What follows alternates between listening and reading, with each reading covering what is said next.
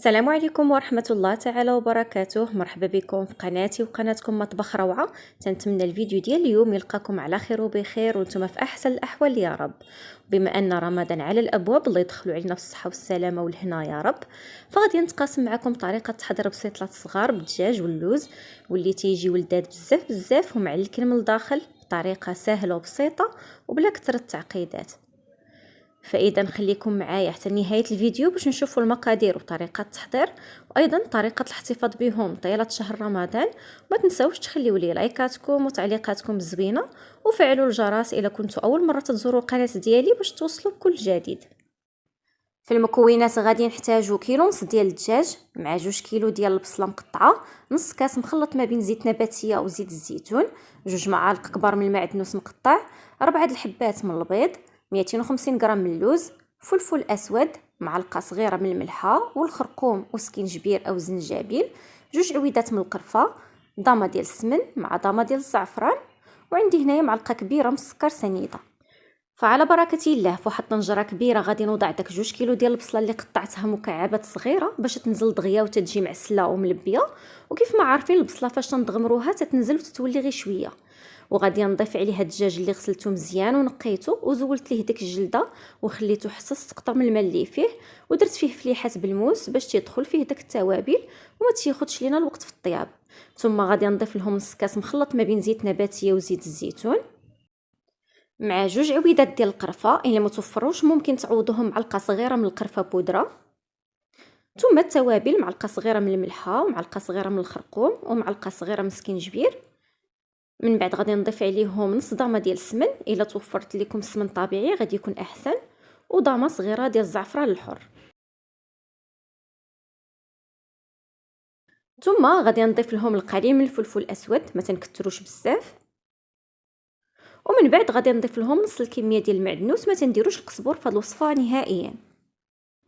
صافي فغادي نوضع الطنجره ديالي على البوطه، فما غاديش نضيف ليها حتى قطره ديال الماء. فهاد المكونات تنوضعها على عافيه متوسطه وتنخلي داك البصله تطلق الماء ديالها وفيها تيطيب داك الدجاج وتيجي منسم وملبي بلا ما. فمن بعد ما طاب الدجاج ديالي كيف ما تتشوفوا معايا غير هو طلق الماء ديالو، ما احتاجيتش نهائيا نضيف ليهم حتى نقيطه ديال الماء. فغادي نزول القطع ديال الدجاج ديالي ونخليهم جانبا. ومن بعد غادي نضيف لهاد المريقه معلقه كبيره من السكر سنيده او العسل باش تجينا المريقه معسله ومعلكه ولذيذه. وتنستمر بالتحراك حتى تنحصل على ضغميره اللي تتكون معلكه وواقفه في الزيت ديالها وما تتبقى فيها حتى قطره ديال المرقه. وهذا هو الدجاج ديالي من بعد ما استقطر من داك المريقه. فكيف ما تشوفوا معايا تيجي طايب ودغيا تيتفرتت. صافي فتنبقى تناخذ هاد الدجاج طريف بطريف وتنبدا تنفرتت فيه بهاد الطريقه القطع صغيره، وتنحاول نزول دوك العريقات والعظيمات ودوك الجلود باش تبقى ليا غير داك اللحيمه، باش ملي تنكونوا تناكلوا في البسطيله ما نطيحوش في شي حاجه ماشي هي هذيك. وصافي تنستمر بنفس الطريقه حتى تنكمل الكميه كلها اللي عندي. فتبارك الله تتخرج كميه اللي هي معقوله وغادي نخليها على جنب. وفي هذه الاثناء غادي ندوز نوجد اللوز. خديت هنا 250 غرام من اللوز اللي مسحته مزيان بداك الغبره اللي فيه، وغادي نضيف ليه معلقه صغيره من زيت نباتيه، وغادي نحاول نلبس هذا اللوز كامل بهذا الزيت باش يجينا مقرمش ومحمر. فهاد الطريقه تتخليه يجي تماما بحال المقلي، وفي نفس الوقت تيبقى مقرمش لمده طويله فاش تنديروه في البسطيله. صافي فغادي نسرحوه وندخلوا الفران على عافيه مهيله حتى يتحمر. فمن بعد ما تحمر اللوز وبرد تماما غادي نوضعوه في واحد الطحانه، وغادي نحاول غير نهرمشو، ما غاديش نطحنو بزاف حتى يولي بودره. فانا حاجتي به يبقى مهرمش باش ملي نكونوا تناكلو في البسطيله نحسو بداك القطع ديال اللوز. صافي حتى تنحصل على خليط بهذا الشكل هذا وغادي نخليه على جنب. فمن بعد ما وقفت ليا الضغميره في الزويته ديالها كيف ما تتشوفوا معايا ما خاصش يبقى فيها حتى قطره ديال المرقه باش ما تخسرش لينا الورقه ديالنا من بعد. فضفت لي هذاك الكميه ديال المعدنوس اللي بقات لي، فما تنكثروش من المعدنوس بزاف باش ما تجيناش الضغميره اللون ديالها خضر. وصافي تنستمر بالتحريك. من بعد تناخذ داك 4 ديال البيضات اللي طربتهم، ممكن نضيفوا حتى 6 ديال البيضات الا كان الحجم ديالهم صغير، وتنبدا تنضيفهم تدريجيا على الضغميره مع التحريك المستمر باش يطيب داك البيض ويتجانس مع الضغميره ويتعلق. وما نقولش لكم على واحد الريحه طالعه من هاد الضغميره، يا سلام فعلا روعه. صافي حتى تنحصل على خليط متجانس على هذا الشكل هذا، وداك البيض طايب مزيان ومعلق مع الضغميره. من بعد تنوضعها في واحد الصفايه باش تستقطر من داك الزيت اللي فيها، ومن بعد ما تتبرد تماما تنضيفها على الدجاج ديالي وتنخلط العناصر مع بعضياتها مزيان وصافي. غادي نخليهم على جنب وندوزو باش نشكلوا البسيطلات ديالنا. خديت هنايا الورقه البسطيله ديال البخار وتنطويها على جوج باش تنطراسيها، ومن بعد تنقطعها بالمقص على جوج بهذا الشكل هذا. ودائما تنحتفظ بالورقه ديالي الاخرى في بلاستيك غذائي باش ما تتيبش معايا.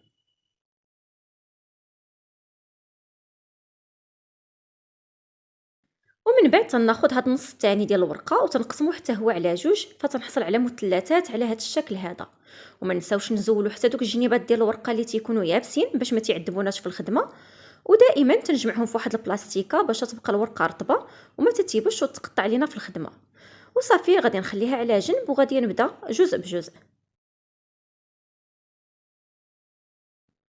صافي تناخذ اطار كيف ما بغى يكون. انا غادي نخدم بهاد الغلاقه ديال القرعه ديال الشكلاط حيت متوفره في كل منزل باش ما نعقدوش الامور. وانتم استعملوا اي اطار داير متوفر عندكم او طبسيل غارق او زلافه فتيبقى لكم الاختيار. فانا دهنت الورقه كامله اللي عندي بديك الزويته اللي نزلت لي من الضغميره وتناخذ المثلث ديال الورقه وتنوضعوه في هذا الاطار. ودائما الجهه الرطبه هي اللي تنحطوها من التحت والجهه الحرشه هي اللي تجي من الفوق. تناخذ كميه من داك الدجاج والضغميره وتنوضعها كطبقه اولى وتنعمر مزيان الجنيبات وتنضغط عليهم باش يجيونا عامرين وزوينين. وعاد تنضيف معلقه كبيره من اللوز. فبالنسبه للوز انا ما ضفتلوش لا قرفه ولا سكر حيت فايت درتهم في الضغميره فراه كافي. ممكن تضيفوا حتى القرقاع مع اللوز حتى هو تيجي زوين وبنين. وصافي تنبدا تنجمع الاطراف ديال الورقه بهذه الطريقه وانا تلصق بداك الخليط ديال الماء والدقيق وتنجمع الجوانب مزيان وتنضغط عليها مزيان باش تاخذ الفورمه ديال الاطار.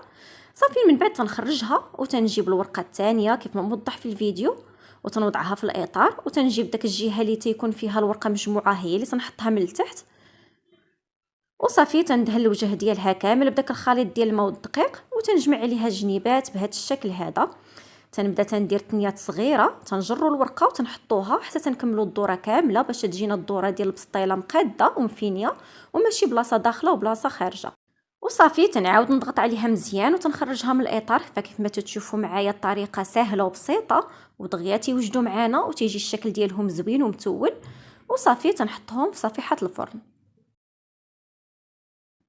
فغادي نعاود وحده ثانيه معكم. تناخذ الورقه تنحطها في الاطار الجهه الحرشه هي اللي تجي من الفوق حيت يكونوا فيها واحد الحبيبات الا حطيناها من التحت ما غاديش يجينا الوجه ديال البسطيله زوين ومتول. من بعد تنوضع كميه من داك الدجاج والضغميره وتنضغط على الجوانب مزيان باش يجيونا عامرين وتجي البسطيله الشكل ديالها مقاد ومتول.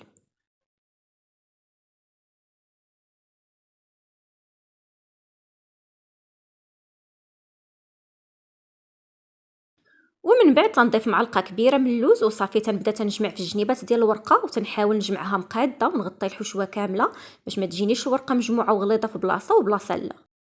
فمن الافضل في هذه الوصفه ديال البسيطلات نستعملوا ورقه ديال البخار احسن حيت تتعاوننا في الخدمه وما تجيناش معجنه وما تنبقاوش تناكلوا غير في الورقه. وصافي فمن بعد ما تنجمعها تنضغط عليها مزيان باش تاخذ الفورمه ديال الاطار وتنجيب الورقه الثانيه وتنحطها.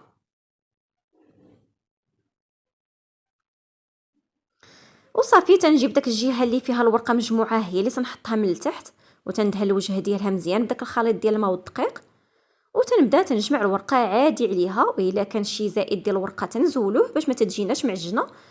وصافي غادي نستمر بنفس الطريقه حتى نسالي الكميه كلها اللي عندي ونرجع معكم من بعد.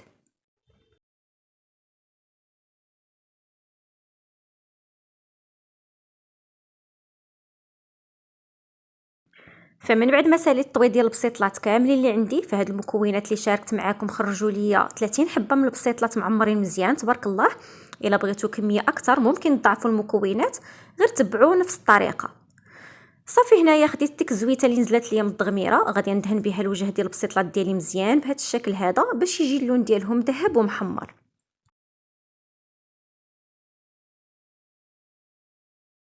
وكاخر حاجه ضروري قبل ما ندخلهم للفران غادي ناخذ واحد الكيغدون او ليبره معقمه وغادي نتقبهم مزيان بهذا الشكل هذا باش ما تيطرطقوش ليا في الطياب. وصافي غادي ندخلهم الفران اللي تيكون سخون من قبل، غير تندخلهم تنقص عليهم العافيه وتنخليهم يطيبوا على خاطرهم حتى ياخذوا لون مذهب ونخرجهم. فبالنسبه الى كنتو غادي تحتفظوا بهم في المجمد فتندخلهم الفران غير 6 دقائق، غير تيتشمعوا تنقيسوا البسطيله تلقاوها قاصحه، صافي تنخرجهم من الفران وتنخليهم حتى تيبردوا تماما، عاد تنجمعوهم في اكياس خاصه بالمجمد، وقتاش ما بغيناهم تنجبدوهم مباشره للفران. وهذا هو الشكل النهائي ديال البسيطلات ديالي من بعد ما طابوا، تيجيو محمرين ومذهبين وتيشهيو. فبالنسبه لطريقه الزين تتبقى اختياريه، فانا زينت النص باللوز افيلي وبريقات ديال الورد البلدي، والنص الثاني درت عليهم السكر كلاصي ودرت خطوط بالقرفه على الطريقه التقليديه المخزنيه. فانا تنتقاسم معكم الافكار وانتم تيبقى لكم الاختيار، فكيف ما تشوفوا معايا تيجي الشكل ديالهم اكثر من رائع. فانا قطعت معكم وحده باش تشوفوها كيف تتجي من الداخل، فراه تيجيو معلكين وتتجي باينه ديك الطبقه ديال اللوز محمره، وداك الطبقه ديال الدجاج والدغميره فراه تيجيو غزالين وما تيجيوش ميدومين وثقالين، تيجيو شي حاجه راقيه ولذيذه فعلا تستحقوا التجربه ديالكم. وهكذا غادي نكون وصلت معكم لنهايه الفيديو. تنتمنى الوصفه ديال اليوم تكون نالت اعجابكم وتجربوها وتشاركوا الوصفه مع العائله والاصدقاء، وخليوا لي لايكاتكم وتعليقاتكم الزوينه، وما تنساوش تبارطاجيو الفيديو في جميع مواقع التواصل الاجتماعي ديالكم باش تزيد تكبر العائله ديالنا. فشكرا على حسن المتابعه والى اللقاء مع وصفه وفيديو جديد ان شاء الله.